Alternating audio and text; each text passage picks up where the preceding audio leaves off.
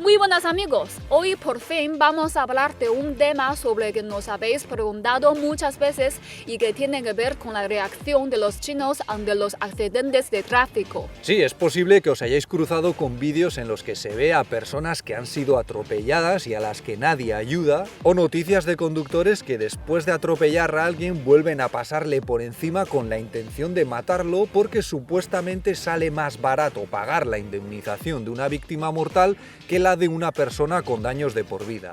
Pues bien, hoy vamos a tratar de explicar el porqué de estos dos tipos de sucesos, pero para empezar tenemos que aclarar que no son tan habituales como algunos se imaginan, y de hecho estos vídeos también se han vuelto virales en China por la sorpresa y el rechazo que causan. Además, en China también circulan cantidad de vídeos de actos heroicos con individuos o grupos de personas que no dudan en poner en riesgo su vida con tal de ayudar a los demás. Pero al mismo tiempo hay que reconocer que las historias de las que vamos a hablar hoy se han repetido con cierta regularidad y ponen de manifiesto una serie de problemas que requieren medidas por parte del gobierno.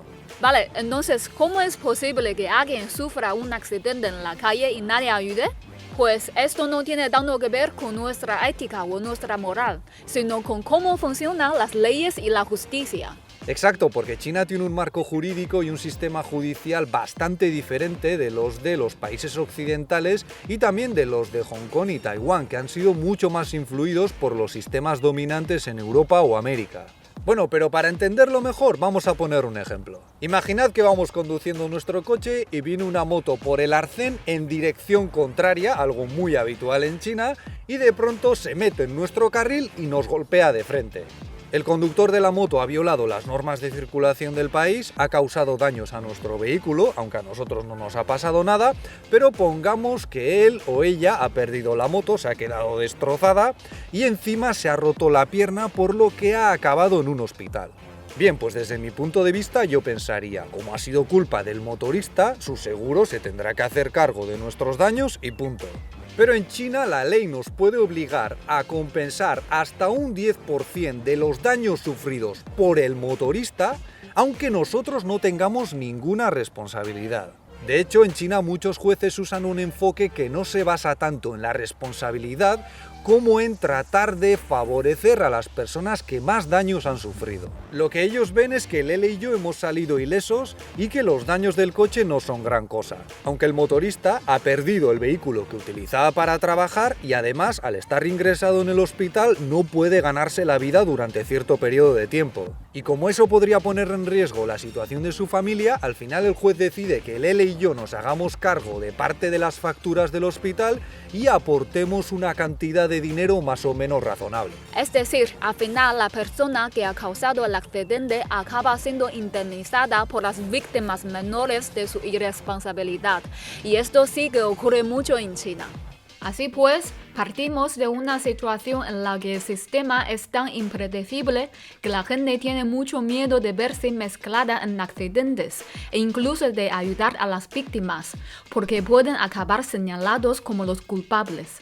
Es verdad, por ejemplo, hace relativamente poco hubo un caso que para muchos fue la gota que colmó el vaso, porque un juez acabó condenando por el atropello de un peatón a la persona que había ido a socorrerlo.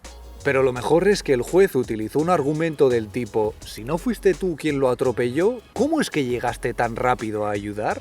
O sea, con esos planteamientos ya me diréis quién es el guapo que se arriesga a ayudar a los demás.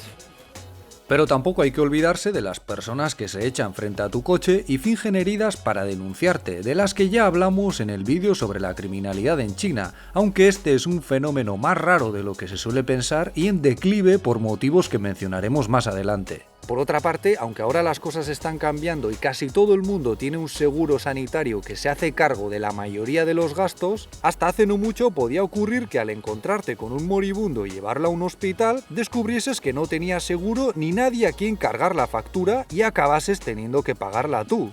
Pero la cosa podía ser peor, porque también se han dado muchos casos en los que la víctima o su familia te denuncian y tú acabas topándote con la lógica de uno de los jueces que hemos mencionado antes. Por eso, hace poco el gobierno chino sacó una ley a la que llamaron la Ley del Buen Samaritano.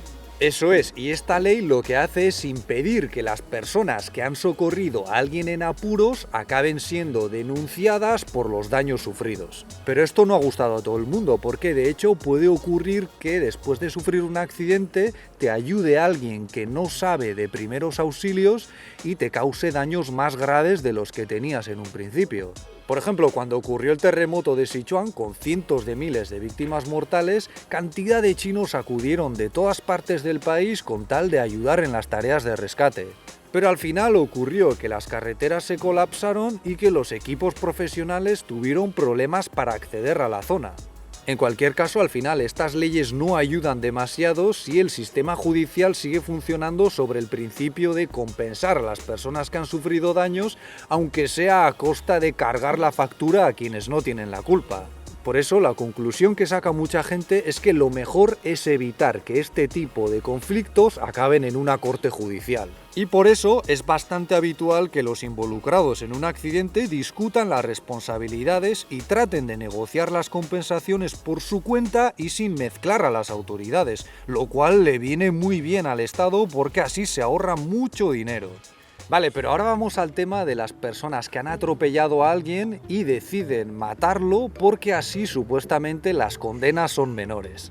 Bueno, pues en este caso puede ocurrir que las indemnizaciones por matar a alguien acaben siendo menores que las que se suelen poner por causar daños de por vida a una persona.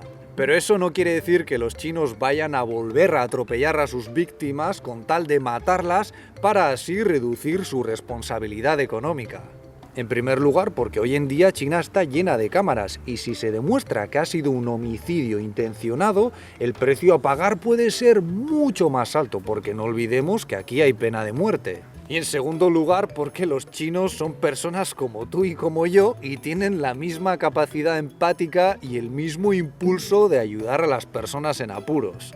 Es decir, estos sucesos pueden hacer que seamos muy críticos con el modelo de desarrollo económico, social y jurídico de China, pero no deberían hacernos dudar de la humanidad de los chinos. Eso es todo por nuestra parte. Ahora queremos saber vuestra opinión. ¿Pensáis que algo así podría pasar en vuestro país? ¿Qué debería hacer China para evitar estos problemas? Y si queréis que hagamos más vídeos como este, podéis animarnos dándole un me gusta, compartiéndolo, suscribiéndoos o también ayudándonos a través de nuestra página de Patreon, donde encontraréis más vídeos y cantidad de sorpresas.